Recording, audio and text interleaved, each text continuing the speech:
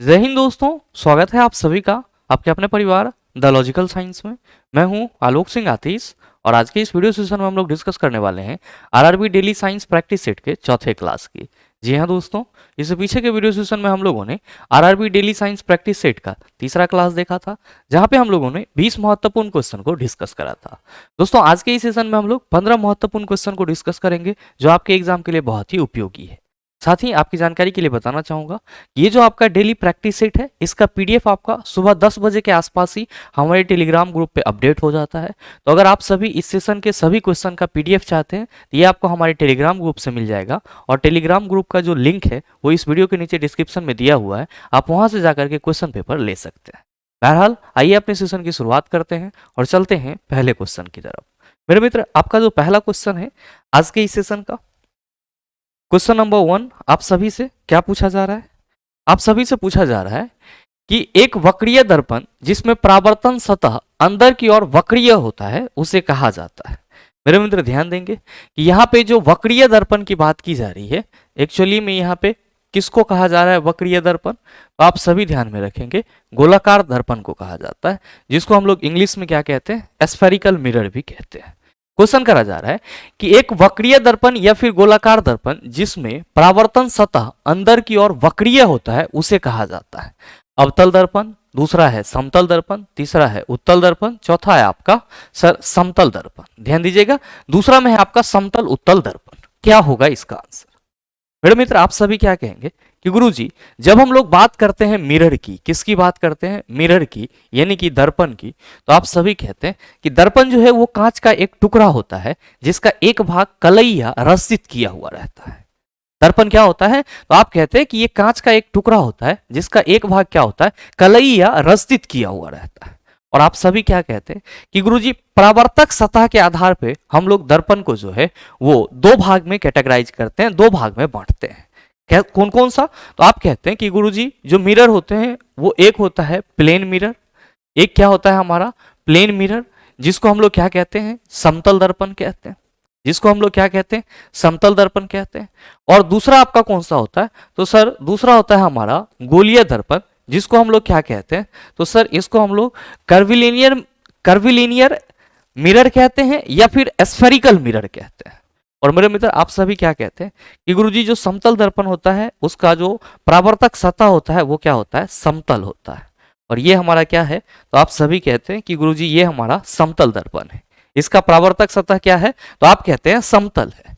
और जब बात करते हैं गोलीय दर्पण की तो हम लोग क्या कहते हैं कि गुरुजी ये किसी खोखले गोले का एक भाग होता है और इसी खोखला गोला को हम लोग जब दो बराबर भाग में यहाँ पे बांट देते हैं, सर इस तरह से बांट देते हैं और इस वाले पार्ट को इधर से रजित कर देते हैं और इस वाले पार्ट को हम लोग इधर से रजित कर देते हैं, तो आप कहते हैं कि गुरुजी जो गोलीय दर्पण होता है ये भी दो भाग में बंट जाता है, एक ये और एक ये। मेरे मित्र ध्यान दीजिएगा कि यहाँ पे जब मैंने इस वाले भाग को रजित किया है तो परावर्तन कहां से होगा? आप कहेंगे अंदर वाले भाग से होगा। परावर्तन कहां से होगा? अंदर वाले भाग से। तो ध्यान में रखेंगे ये हमारा कौन सा दर्पण होगा? आप याद रखिएगा अवतल दर्पण होगा। कौन सा दर्पण होगा? तो सर ये हमारा कॉनकेव मिरर होगा। कौन सा होगा? कॉनकेव मिरर होगा। और मेरे मित्र ध्यान देंगे कि यहाँ पे हमने जो रजित किया है वो किस वाले पार्ट को किया है? तो सर अंदर वाले पार्ट को किया है। और परावर्तन की प्रक्रिया कहां से होगी? तो सर यहां से होगी। तो सर ये उभरा हुआ भाग है, तो आप सभी ध्यान में रखेंगे, इसको हम लोग क्या कहते हैं? तो सर इसको हम लोग उत्तल दर्पण कहते हैं। क्या कहते हैं? उत्तल दर्पण, जिसको इंग्लिश में क्या बोला जाता है? तो सर इसको इंग्लिश में कॉन्वेक्स मिरर कहा जाता है। क्या कहा जाता है? कॉन्वेक्स मिरर कहा जाता है।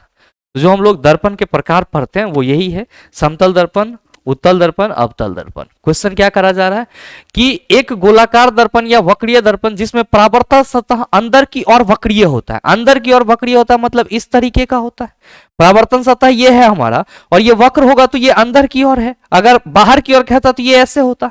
तो आप कहते हैं कि गुरुजी कहीं ना कहीं इसकी बात की जा रही है, क्योंकि यहाँ पे देख रहे हैं इसका बाहर वाला भाग क्या है सर? रजित किया हुआ है और जो इसका परावर्तन सतह है वो क्या है सर? अंदर की ओर धंसा हुआ है, यानी कि अंदर की ओर ये वक्र है।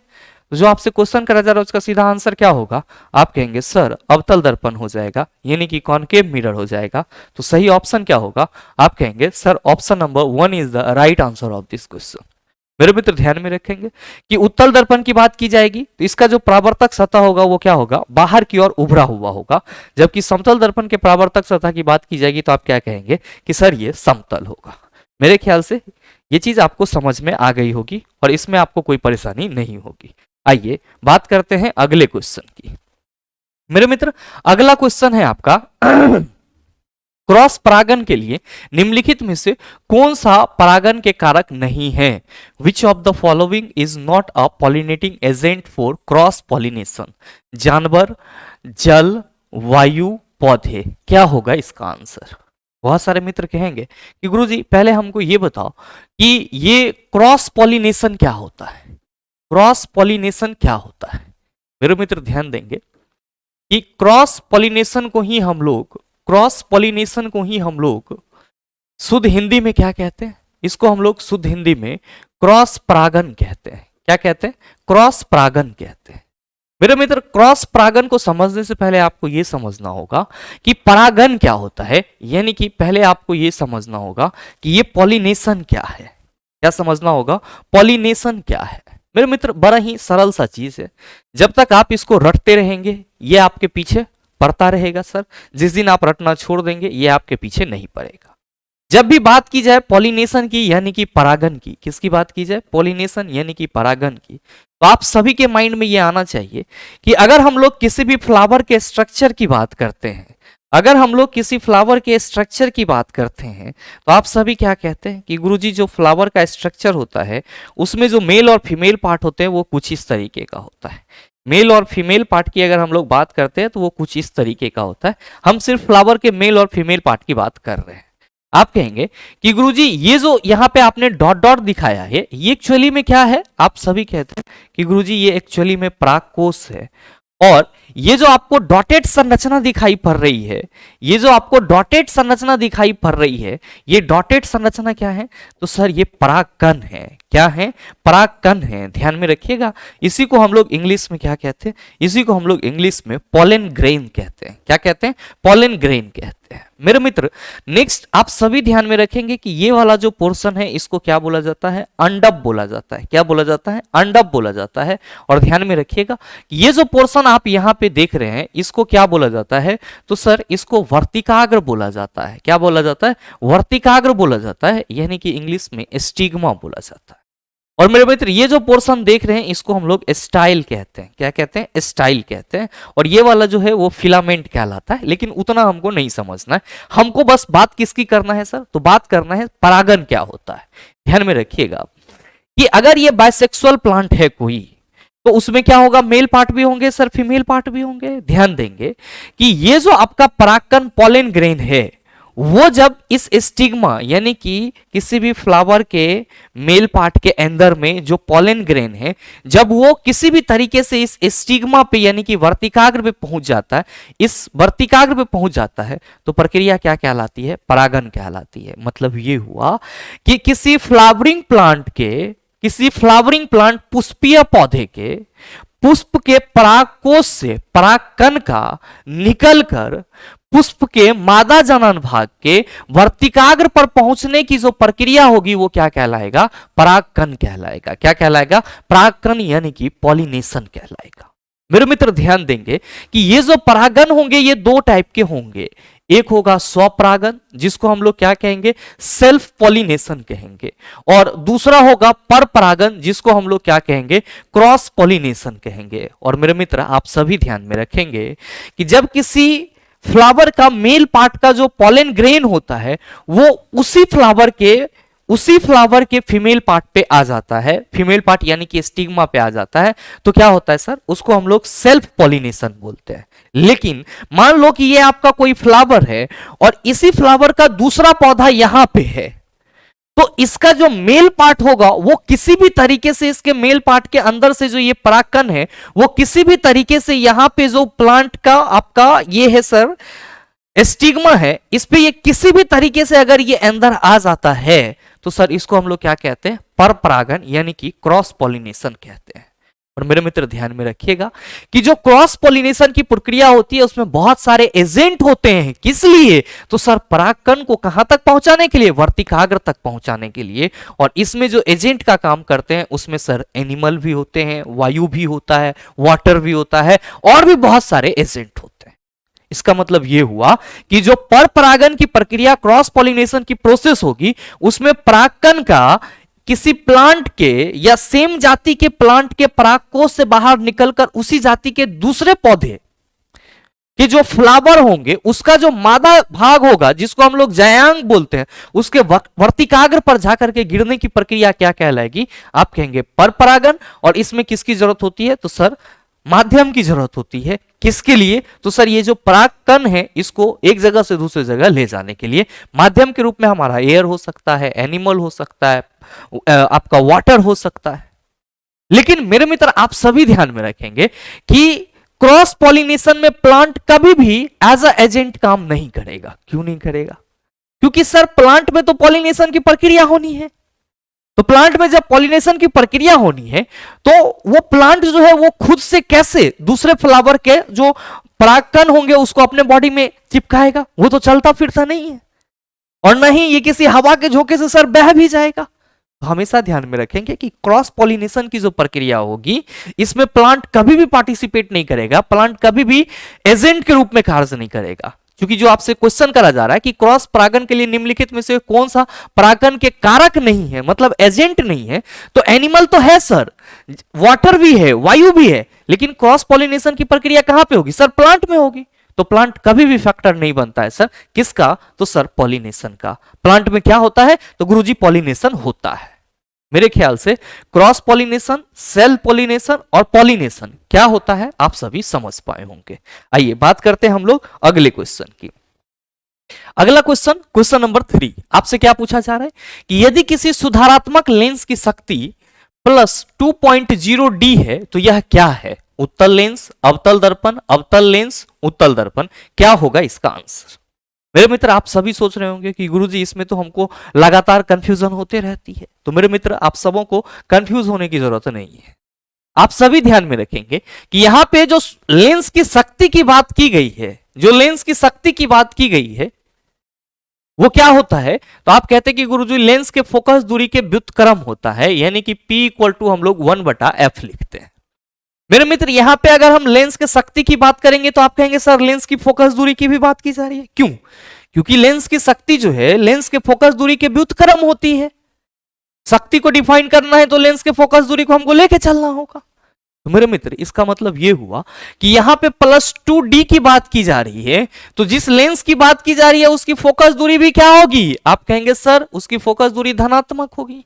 क्या होगी? फोकस दूरी धनात्मक होगी। मुद्दा यह है कि गुरुजी हमको तो याद ही नहीं रहता है कि उत्तल लेंस में फोकस दूरी क्या होगी, अवतल लेंस में फोकस दूरी क्या होगी। तो ध्यान दीजिएगा थोड़ा सा इस डायग्राम पे।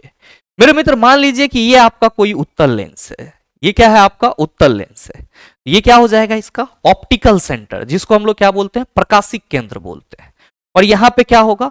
तो आप सभी ध्यान में रखेंगे फोकस पॉइंट। ध्यान में रखिएगा कि अगर इस लेंस पर कोई प्रकाश की किरणें दर्पण के मुख्य अक्ष के समांतर आपतित हो रही है, इस तरह से जा रही है, तो आप सभी क्या कहेंगे कि गुरुजी ये सभी जो है ये यहां पे जाकर के क्या होगी? तो सर इस तरह से ये अपवर्तित होगी। इस तरह से ये क्या होगी सर? अपवर्तित होगी। मेरे मित्र ध्यान देंगे कि ये जहां पे सभी प्रकाश की किरणें मुड़ रही है इसको हम लोग क्या कहते हैं? फोकस दूरी। तो लेंस की जो फोकस दूरी है वो आपका ये होगा, ये होगा। और मेरे मित्र ध्यान में रखेंगे कि अगर हम इसको एक ग्राफ पे रख दें, अगर हम लोग इसको ग्राफ पे रख दें, इसके लिए हम एक ग्राफ यहां पे ड्रॉ कर लें, ग्राफ ड्रॉ कर लें, तो आप सभी क्या कहेंगे? आप सभी कहेंगे कि गुरुजी इस दिशा में जो भी दूरी मापी जाएगी वो क्या होगा? तो सर अगर ये हमारा ओरिजिन पॉइंट है, मूल बिंदु है, ध्यान में रखिएगा कि लेंस में जितनी भी दूरी मापी जाएगी वे सभी के सभी लेंस के प्रकाशिक दूरी, प्रकाशिक केंद्र यानी कि ऑप्टिकल सेंटर से मापी जाएगी, यानी कि इस केंद्र से मापी जाएगी। तो एन से एन जाएंगे चेला, क्या कहिएगा? पॉजिटिव। तो जो आपका उत्तल लेंस है इसका फोकस दूरी किधर आप मापेंगे? तो सर इधर मापेंगे। तो हम क्या कहेंगे कि गुरुजी जो यहां पे कहा जा रहा है कि एफ हमारा पॉजिटिव है, मतलब लेंस हमारा क्या है? आप कहिएगा गुरुजी लेंस हमारा उत्तल है। लेंस हमारा क्या है? उत्तल लेंस है। मतलब हमको कोई सॉल्यूशन करने की जरूरत नहीं है, सीधे आंसर टिक करना है। क्या? Option number 1 is the right answer of this question. आप सबों के मन में आ रहा होगा कि गुरुजी ये तो चलो ठीक है कि आपतित प्रकाश की दिशा में मापी गई दूरियां हैं तो हमने इसको बोल दिया, लेकिन अवतल लेंस की बात करेंगे तो कैसे होगा? तो चला जी ध्यान में रखिएगा कि अवतल लेंस की जो आपका अवतल लेंस होता है इसमें भी ऑप्टिकल सेंटर होगा, और इसमें जो आपका क्या होता है, अपवर्तन की प्रक्रिया होती है वो कुछ इस तरीके का होता है। अपवर्तन की जो प्रक्रिया होती है वो कुछ इस तरीके का होता है, जरा सा गौर फरमाइएगा यहाँ पे थोड़ा सा। ये इधर से आपको मिलेगा और ये लगेगा इधर से मिल रहा है, मतलब इसकी जो फोकस दूरी होती है वो इधर होती है। चला जी यहां भी ग्राफ खींच लीजिए ना एगो। आप क्या कहिएगा कि इनने जितना भी दूरी मापल जाएगा सब क्या होगा? पॉजिटिव। क्या होगा? पॉजिटिव। इधर जितना मापा जाएगा वो क्या होगा? तो सर निगेटिव। तो मेरे मित्र अवतल लेंस का फोकस दूरी क्या होगा? आप कहेंगे सर अवतल लेंस का फोकस दूरी ऋणात्मक होगा, जबकि उत्तल लेंस का फोकस दूरी क्या होगा? आप कहेंगे धनात्मक होगा। ध्यान दीजिएगा, आप सबों के मन में आ रहा होगा कि गुरुजी यहाँ पे अवतल दर्पण भी है और उत्तल दर्पण भी है। तो मेरे मित्र आप सभी याद रखेंगे, अवतल दर्पण की बात करेंगे तो ये इस तरह से, P यहाँ पे है, F यहाँ पे है, ये इधर है सर। तो अवतल दर्पण की फोकस दूरी क्या है? आपतित प्रकाश के विपरीत, तो इसकी जो फोकस दूरी होगी वो क्या होगी? सॉरी दर्पण की बात कर रहे हैं सर, अवतल दर्पण की जो है वो फोकस दूरी निगेटिव होगी। अब बात करेंगे उत्तल दर्पण की, तो सर इसमें इस तरह से होगा, ये आपका P है अगर तो ये यहां पे F होगा, और इसमें क्या हो जाएगा सर? पॉजिटिव हो जाएगा, और इसमें क्या होगा? निगेटिव होगा। तो ये चीज भी ध्यान में रखिएगा सर, आपके लिए बहुत ही जरूरी है।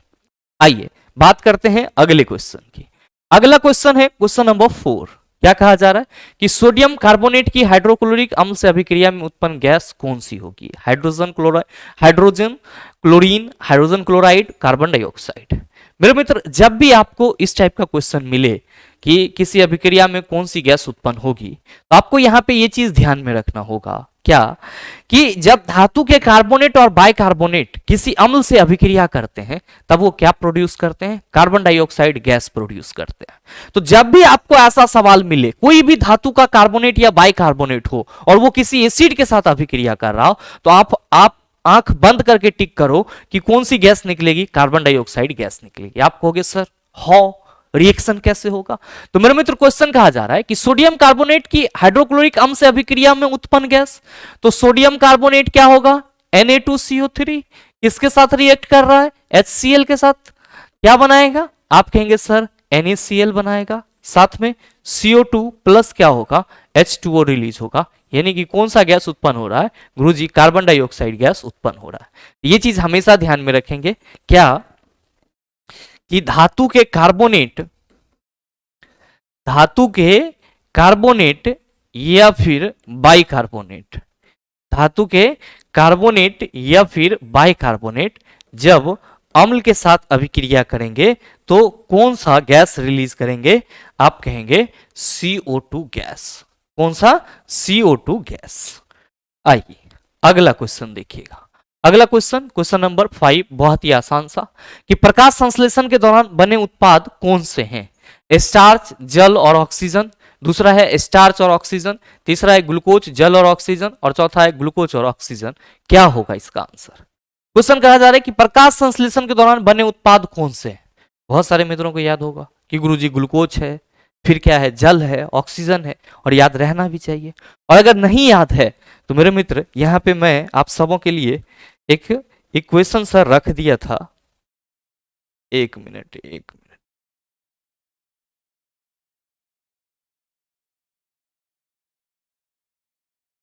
Minute sir.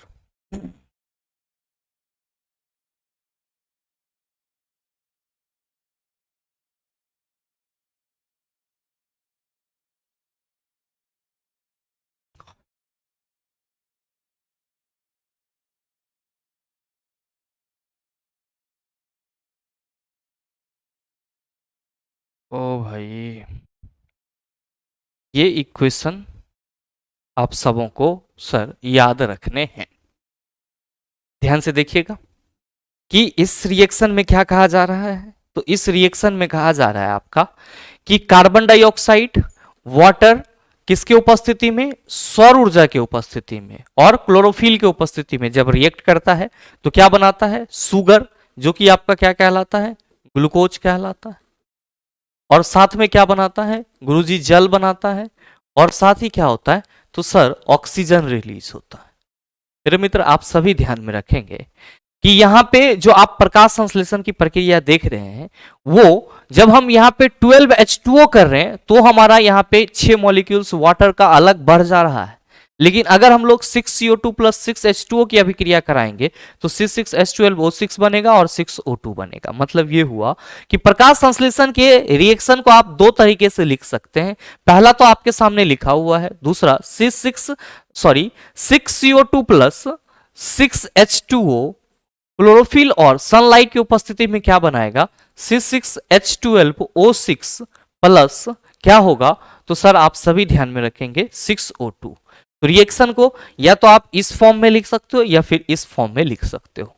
और दोनों ही स्थिति में आप क्या कहोगे कि गुरुजी प्रकाश संश्लेषण की जो प्रक्रिया है वो पौधे द्वारा भोजन बनाने की एक प्रक्रिया है और प्रकाश संश्लेषण प्रक्रिया में मुख्य उत्पाद, प्रकाश संश्लेषण की प्रक्रिया में मुख्य उत्पाद क्या है? तो आप सभी याद रखेंगे कि प्रकाश संश्लेषण की प्रक्रिया में मुख्य उत्पाद ग्लूकोज है। और साथ ही ध्यान में रखेंगे कि प्रकाश संश्लेषण प्रक्रिया का बाय प्रोडक्ट क्या है, उप उत्पाद क्या है। एक तो हो गया आपका मुख्य उत्पाद और दूसरा आपसे कभी कभी पूछ लिया जाता है कि उप उत्पाद क्या होता है। तो आप सभी ध्यान में रखना कि उप उत्पाद जो है वो आपका ऑक्सीजन होता है। कौन होता है सर? ऑक्सीजन होता है। और साथ ही आप सभी ध्यान में रखेंगे कि प्रकाश संश्लेषण प्रक्रिया के लिए रॉ मटेरियल क्या होता है? तो सर कार्बन डाइऑक्साइड होते हैं और साथ ही साथ क्या होता है? तो वाटर होता है। तो ये चीज भी आप अपने माइंड में रखिएगा। आपसे क्वेश्चन करा जा रहा है कि प्रकाश संश्लेषण के दौरान बने उत्पाद कौन से हैं? तो आप कहेंगे ग्लूकोज, जल और ऑक्सीजन। क्या कहिएगा? ग्लूकोज, जल और ऑक्सीजन। तो सही आंसर क्या हो जाएगा? ऑप्शन नंबर 3 हो जाएगा। आइए बात करते हैं हम लोग अगले क्वेश्चन की। अगला क्वेश्चन, क्वेश्चन नंबर 6, क्या कहा जा रहा है कि चंद्रमा पर जी का मान पृथ्वी पर जी के मान का 1/6 है। यदि कोई व्यक्ति पृथ्वी पर 1.5 मीटर ऊंचा उछलता है तो चंद्रमा पर वह कितनी ऊंचाई तक उछल सकता है? मेरे मित्र आपसे क्वेश्चन करा जा रहा है कि चंद्रमा पे जो जी का मान है वो पृथ्वी के जी का मान का 1/6 है। कोई व्यक्ति है जो पृथ्वी पर 1.5 मीटर ऊंचा उछलता है तो चंद्रमा पर वह कितना उछलेगा, ये चीज आपको बताना है। आप कहेंगे सर ये चीज कैसे पता चलेगा? यहाँ पे तो सिर्फ उछलना दिया गया है, 1.5 मीटर उछलता है, यानी कि एक तरह से ये क्या हो गया? हमारा ऊंचाई हो गया और बाकी तो कुछ है नहीं। मेरे मित्र ध्यान देंगे कि और भी बहुत कुछ है जिसको हिडन में यहाँ पे रखा गया है। जो यहाँ पे क्वेश्चन में कहा जा रहा है कि चंद्रमा पे जी का मान, यानी कि पृथ्वी पे भी जी के मान की चर्चा की जा रही है। और ये जो आपका क्वेश्चन सॉल्व होगा वो कैसे होगा? तो ध्यान दीजिएगा, ये क्वेश्चन जो है आपका वो v² = u² v² = u² minus 2gh से सॉल्व होगा। क्यों? क्योंकि यहाँ पे उछला जा रहा है और यही इक्वेशन आपके इस क्वेश्चन का सॉल्यूशन का क्या होगा सर? फैक्टर होगा। मेरे मित्र यहां पे आप सबों को एक चीज मानना होगा कि ये आपका क्या है? तो सर पृथ्वी है और ये आपका क्या है? तो सर चंद्रमा है। ध्यान दीजिएगा कि यहां पे हम लोग क्या करते हैं, पहले मान लेते हैं, क्या मान लेते हैं कि पृथ्वी पर, पहले हम लोग मान लेते हैं कि पृथ्वी पर जो उछला है व्यक्ति, अगर ये यहां से उछलता है सर, अगर ये इस तरह से उछलता है सर, तो जो ये पृथ्वी पे उछला है, या उछलने से पहले जो इसका वेग था वो कितना था? u1, ठीक है। और जो उछलने के बाद इसका वेग है वो कितना है? v1 है। ये हम मान लेते हैं पहले कि पृथ्वी पे जो व्यक्ति उछला है उसका वेग क्या है? तो सर u1, और जो उछलने के बाद का वेग है वो क्या है सर? v1 है। और चंद्रमा पे अगर कोई व्यक्ति है और वो भी उछल रहा है सर, उछलने से पहले उसका वेग, उछलने से पहले सर u2 और उछलने के बाद उसका वेग क्या है? v2 sir. ये हम लोग मान लेते हैं। मेरे मित्र ध्यान देंगे आप सभी कि यहां पे जब हम ये कह रहे हैं कि पृथ्वी और चंद्रमा पे व्यक्ति के उछलने का वेग u1 और u2 है क्रमशः, और उछलने के बाद का वेग v1 और v2 है क्रमशः, तो हम लोग को यहाँ पे एक चीज और मानना होगा कि उछलने से पहले जो दोनों का वेग है वो क्या है सर? तो यही ध्यान में रखिएगा कि उछलने से पहले दोनों का वेग u1 equal to u2 equal to क्या है, 0, यानी कि उछलने से पहले दोनों का वेग 0 है, और उछलने के बाद जो दोनों का वेग है वो बराबर है, v1 इक्वल टू v2।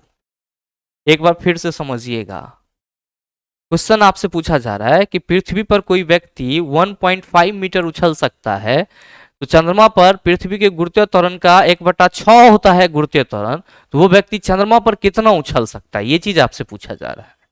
तो हम यहाँ पे ये बोले कि मान लीजिए कि पृथ्वी पर उछलने का जो उसका वेग है वो क्या है सर, तो सर u1 वेग से वो उछल रहा है, तो वो उसकी प्रारंभिक वेग होगी, और प्रारंभिक वेग क्या है सर, 0, पृथ्वी पे भी और चंद्रमा पे भी।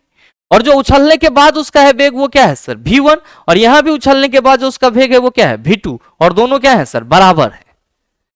तो अब आप सभी यहां पे ध्यान देंगे कि अगर हम इस समीकरण के लिए यहां पे मान ले कि ये h1 ऊंचाई तक उछलता है, तो आप क्या कहेंगे कि गुरुजी हम लोग कहेंगे v1 स्क्वायर इक्वल टू हो जाएगा u स्क्वायर माइनस 2g1। ध्यान दीजिएगा यहां पे g1 पृथ्वी के लिए लेते हैं, ये इसको हम पृथ्वी कहते रहे हैं सर, और ये हम चंद्रमा कहते रहे हैं, और चंद्रमा के लिए हम लोग क्या लेंगे, g2 लेंगे, u square minus 2g1 h1। ठीक है सर, ये हो गया हमारा। और चंद्रमा के लिए क्या होगा, आप कहेंगे sir v2 square equal to u2 square minus 2g2 h2। ध्यान दीजिएगा कि हम लोग क्या कर रहे हैं कि ये जो हमारा इक्वेशन 1 है और ये जो हमारा इक्वेशन 2 है, यहां पे हम इक्वेशन 1 को डिवाइड कर दे रहे हैं इक्वेशन 2 से, इक्वेशन 1 को डिवाइड कर दे रहे हैं इक्वेशन 2 से। v1 स्क्वायर इक्वल टू क्या हो जाएगा, u1 square minus 2g1 h1, यहां पे बटा आपका क्या हो जाएगा sir, v2 square equal to u2 square minus 2g2 और h2, ये हो जाएगा। आप कहेंगे कि गुरुजी जब आपने यहां पे u1 और u2 दोनों 0 माना है, तो यहां पे तो आप 0 0 रख सकते हो, रख भी देंगे तो चला कोई फर्क नहीं पड़ेगा। और v1 और v2 आप दोनों समान माने हैं, तो दोनों तो कट जाएगा, वैल्यू कितना आएगा, 1 आएगा। ध्यान दीजिएगा कि ऊपरों में 4 और नीचों में 4, तो दोनों कट नहीं जाएगा। हम पहले ही कह दिए कि v1 और v2 क्या है, दोनों समान है। तो आप कहिएगा सर तब तो हम एक लिख सकते हैं 1 इक्वल टू u1 स्क्वायर, तो लिखना नहीं है क्योंकि 0 0 का स्क्वायर करेंगे तो क्या होगा, कुछ नहीं। और सर ये माइनस माइनस तो लिख लीजिए सर, ये वाला टर्म 2g1 h1 अब बटा माइनस 2g2 h2, ये माइनस माइनस कैंसिल हो जाएगा, ये 2 कैंसिल हो जाएगा। और क्या कहिएगा कि गुरुजी g1 h1 इक्वल टू क्या हो जाएगा, g2 h2। ध्यान दीजिएगा सर यहां पे थोड़ा सा कि g1 यानी कि पृथ्वी के गुरुत्वीय त्वरण की बात की जा रही है, कितना लेंगे 9.8, h1 कितना है 1.5 इक्वल टू g2 पृथ्वी के गुरुत्वीय त्वरण का 1/6 9.8 बटा 6, और क्या हो जाएगा, तो गुरुजी h2, ये 9.8 और ये 9.8 कट गया सर, 1.5 इक्वल टू h2 बटा 6 है। इसको हम लोग क्या कह सकते हैं, h2 इक्वल टू 15 छा के 90.0 यानी कि 9 मीटर। तो बताइए सर इसमें कहाँ दिक्कत है आपको, बड़ा ही सरल क्वेश्चन था, बस हमको ये इक्वेशन का क्या करना था सर, तो रेशियो ले लेना था, और आंसर आपके सामने है। सही आंसर क्या होगा, ऑप्शन नंबर 1 हो जाएगा। आइए बात करते हैं अगले क्वेश्चन की, बड़ा ही सिंपल सा क्वेश्चन, और मैंने कई बार डिस्कस करा है। क्वेश्चन करा जा रहा है कि SnCl2 प्लस 2HCl2 जब रिएक्ट करता है तो Hg2Cl2 प्लस SnCl4 बना रहा है। आपसे पूछा जा रहा है कि उपरोक्त अभिक्रिया में क्या हो रहा है, आप कहेंगे सर SnCl2 ऑक्सीकृत हो रहा है, और सही आंसर क्या होगा, आप कहिएगा ऑप्शन नंबर 1। तो सर कई बार मैंने आपको बताया है, कोई दिक्कत नहीं होना चाहिए। क्वेश्चन नंबर 8 आपसे पूछा जा रहा है कि निम्न में से कौन से यौगिकों में एक डबल बॉन्ड है। मेरे मित्र यहाँ पे आपका जो पहला ऑप्शन है, इसमें बात किसकी की जा रही है चिल्ला जी, इथेन की, यानी कि C2H6 की बात की जा रही है। किसकी बात की जा रही है, C2H6 की, मतलब carbon carbon single bond, carbon carbon single bond होगा, और 3 हाइड्रोजन इस पे इस तरह से सर व्यवस्थित होंगे। ये क्या हो गया हमारा C2H6। ये इधर मीथेन यानी कि CH4 की बात कर रहा है सर, ये आपका H इस तरीके से होगा, इसमें भी सिंगल बॉन्ड है। ये सर यहाँ पे एसिटिलीन की बात की जा रही है, तो यहाँ पे हम लोग कहेंगे कि गुरुजी एसिटिलीन जो है वो हमारा C2H2 हो जाएगा, और एसिटिलीन में क्या होगा, एल्काइन ग्रुप का है तो कार्बन कार्बन हमारा डबल बॉन्ड में होगा, सॉरी ट्रिपल बॉन्ड में होगा। और ये जो हमारा इथीन है सर, ये हमारा क्या होगा, तो सर एल्कीन ग्रुप का होगा जिसका फॉर्मूला C2H4 होगा, और इसमें कार्बन और कार्बन डबल बॉन्ड में होंगे, कार्बन और कार्बन क्या होंगे, डबल बॉन्ड में होंगे। तो आप क्या देख रहे हैं, आपसे क्वेश्चन करा जा रहा है कि निम्न में से कौन से यौगिकों में एक डबल बॉन्ड है। आप कह रहे हैं सर इथेन में कार्बन कार्बन के बीच में सिंगल बॉन्ड है, जबकि मीथेन में भी सिंगल है, और एसिटिलीन C2H2 में आपका क्या है सर, ट्रिपल बॉन्ड है, और साथ ही इथीन में आपका क्या है सर, डबल बॉन्ड। तो सही आंसर क्या हो जाएगा, ऑप्शन नंबर 4 हो जाएगा, कोई दिक्कत नहीं होना चाहिए। अगला क्वेश्चन, क्वेश्चन नंबर 9 है। क्या पूछा जा रहा है आपसे, आपसे पूछा जा रहा है कि 1 × 10⁻⁻5 मोल प्रति लीटर की हाइड्रोजन आयन की सघनता वाले 1 बिलियन का पीएच स्तर होगा। ऑप्शन है 4, दूसरा ऑप्शन है 7, तीसरा ऑप्शन है 6 और चौथा ऑप्शन है 5। क्या होगा इसका आंसर। मेरे मित्र यहां पे आपको हाइड्रोजन आयन की सांद्रता दी गई है कितनी, 1 × 10⁻⁻5 मोल प्रति लीटर।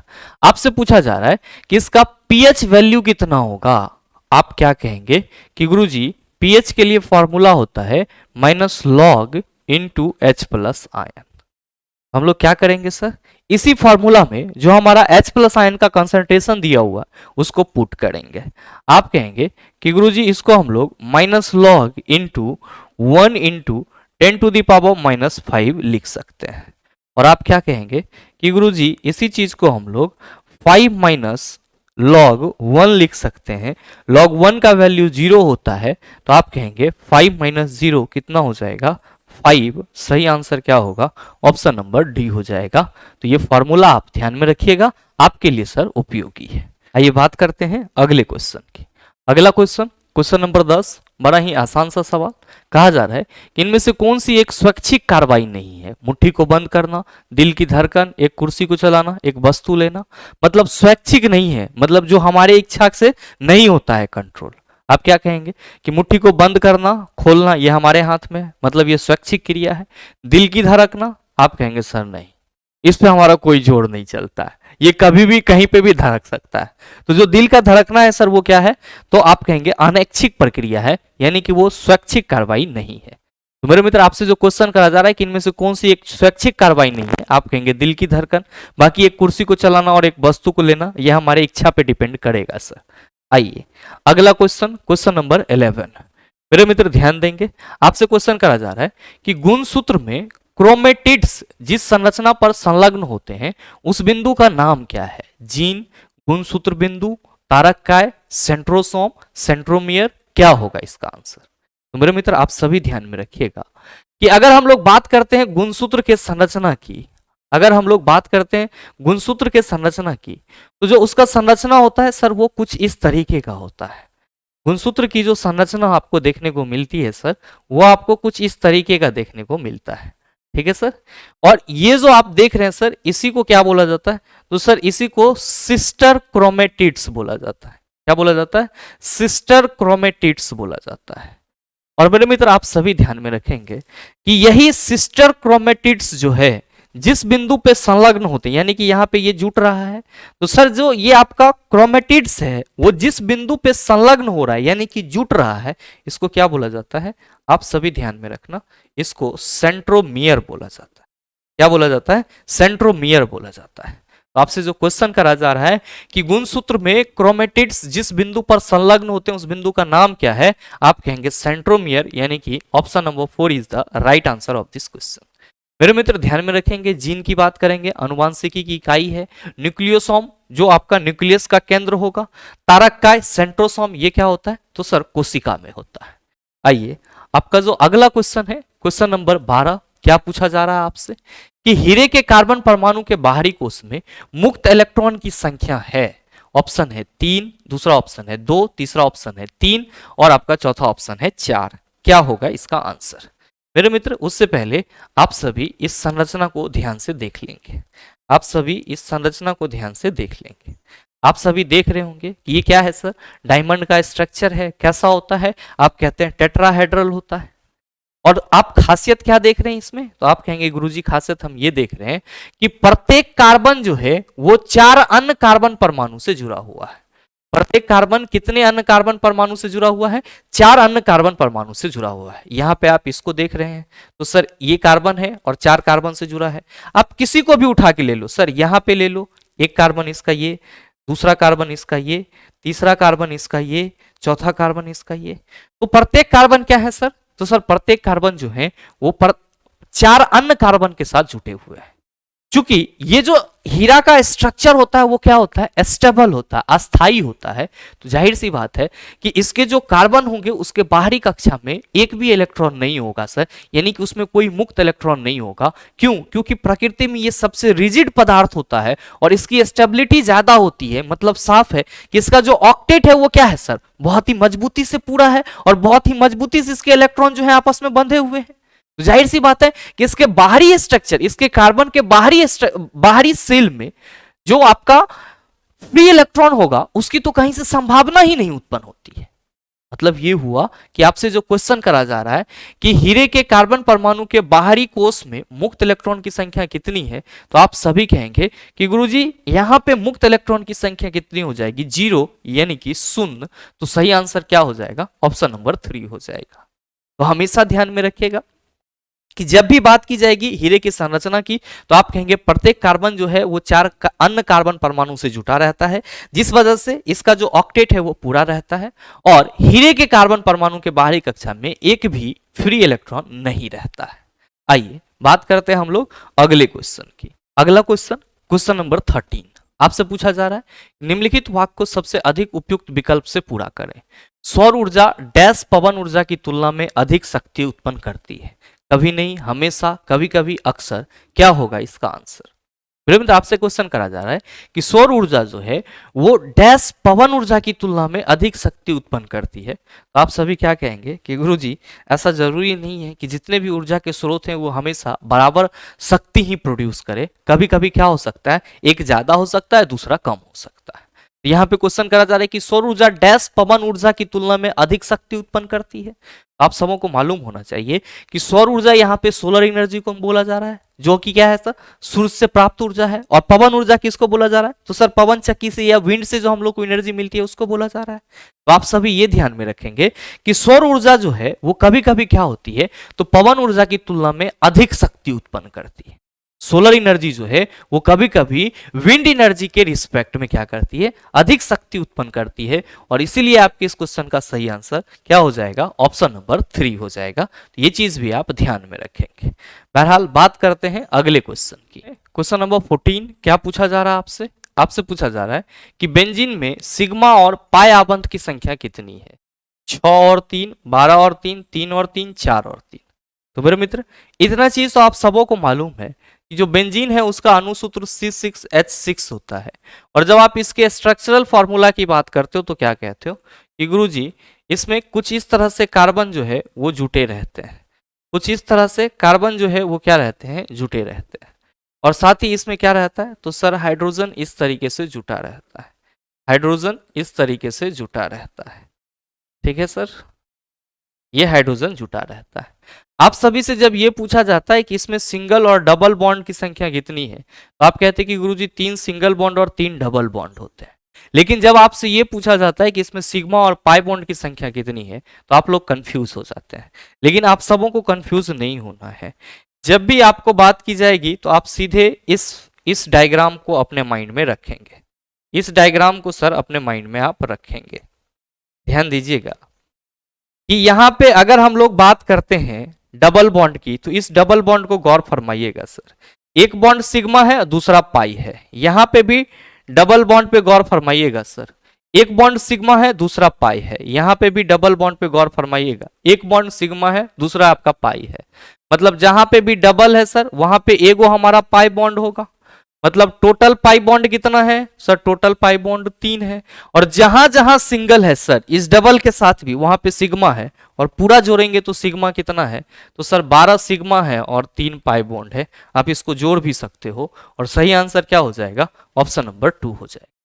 तो बस आप इसको ऐसे याद रखिएगा कि जहां पे भी डबल बॉन्ड होगा वहां पे सिग्मा और पाई बॉन्ड होगा, जहां पे भी डबल बॉन्ड होगा वहां पे सिग्मा और पाई बॉन्ड होगा, और जहां पे सिंगल बॉन्ड होगा वहां पे क्या होगा सर, सिग्मा बॉन्ड होगा, चाहे वो कार्बन कार्बन के बीच हो या कार्बन हाइड्रोजन के बीच। ध्यान देंगे कि यहाँ पे जो कार्बन और कार्बन के बीच में है, तो यहाँ पे सर इस कार्बन और इस कार्बन के बीच में सिंगल बॉन्ड है, लेकिन इसके और इसके बीच में क्या है सर, तो सर डबल बॉन्ड है, तो सिग्मा और पाई बॉन्ड दोनों है, ये चीज आप ध्यान में रखिएगा।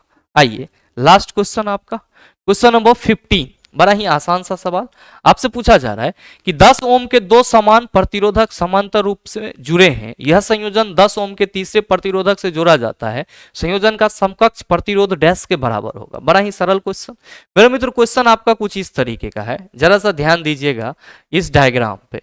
आपके क्वेश्चन में कहा जा रहा है कि दो प्रतिरोधक जो हैं सर वो क्या है, तो इस तरीके से जुड़े हुए हैं, प्रत्येक कितना है 10 ओम, ये भी 10 ओम, और ये जो है ये एक तीसरे अन्य प्रतिरोधक से जुड़ा हुआ है सर, और अन्य प्रतिरोधक से जो जुड़ा हुआ है वो प्रतिरोध कितना है सर, 10 ओम है वो भी सर। तो आपसे पूछा जा रहा है कि इसका टोटल प्रतिरोध कितना होगा। मेरे मित्र आप क्या कहेंगे कि गुरुजी ये दोनों तो समांतर क्रम में जुड़ा हुआ है, तो समांतर क्रम में 1/10 प्लस 1/10 क्या होगा, आप कहिएगा 2/10, 2×5 = 10, तो आप कहिएगा गुरुजी 1/rp इक्वल टू हो जाएगा 1/5, तो rp इक्वल टू क्या हो जाएगा 5, यानी कि समांतर क्रम में जो ये है ये टोटल 5 हो गया, ये 10 है श्रेणी क्रम में, तो 5 + 10 ये कितना हो जाएगा, आप कहिएगा 15। सही आंसर क्या हो जाएगा, तो सर ऑप्शन नंबर 4 हो जाएगा। और इस टाइप के कई क्वेश्चन आपके एग्जाम में पूछे गए थे, तो सर जब भी आपको इस टाइप का मिले तो आप उसको इसी डायग्राम के सहारे या इसी तरीके से करके बनाइएगा, तो सारी चीजें क्लियर हो जाएगा। साथ ही अगर आप में से कोई मित्र आगामी एएलपी और टेक्नीशियन भर्ती के लिए basic science and engineering drawing और साथ में लाइफ साइंस यानी कि CBT 1 और CBT 2 का पूरा बेसिक से लेकर के एडवांस तक कंप्लीट थ्योरी पढ़ना चाहते हैं और साथ में उसके प्रीवियस ईयर क्वेश्चन को लगाना चाहते हैं, तो आप सभी हमारे साथ जुड़ सकते हैं हमारे इस RRB ALP and technician science special general science basic science and इंडी कॉम्बो बैच में। मेरे मित्र ये जो बैच है इसमें आपको रिकॉर्डेड लेक्चर मिलेगी, थ्योरी प्लस न्यूमेरिकल दोनों करवाया जाएगा, साथ में PYQ का जो अपडेटेड है यानी कि जो ग्रुप डी एग्जाम में पूछा गया है, NTPC एग्जाम में पूछा गया है, इस टाइप के जो क्वेश्चन है उसका आपको ई-बुक प्रोवाइड कराया जाएगा। और अगर आपको इस कोर्स से संबंधित और कुछ ज्यादा जानकारी चाहिए तो आप हमारे इस नंबर पर कॉल करके हमसे संपर्क कर सकते हैं। और साथ ही उम्मीद करते हैं यहां तक के सारे क्वेश्चन को आप आसानी से समझ पाए होंगे, और अगर आपको इस टाइप का प्रश्न दोबारा दे दिया जाए तो आप उसका जवाब भी आसानी से दे सकते हैं। साथ ही उम्मीद ये भी करते हैं ये वीडियो आपको अच्छा लगा होगा। अगर आपको वीडियो अच्छा लगा तो वीडियो को लाइक कीजिएगा, ज़्यादा से ज़्यादा शेयर कीजिएगा, और हाँ अगर आप हमारे चैनल पर नए हैं तो सब्सक्राइब करके बेल आइकन दबा लीजिएगा ताकि इस तरह के एग्जाम रेलेवेंट वीडियो का नोटिफिकेशन सबसे पहले आपके पास पहुंचे और आप उसको सबसे पहले देख पाओ। मिलते हैं फिर अगले सीजन में, तब तक के लिए best of luck, thank you, have a nice day.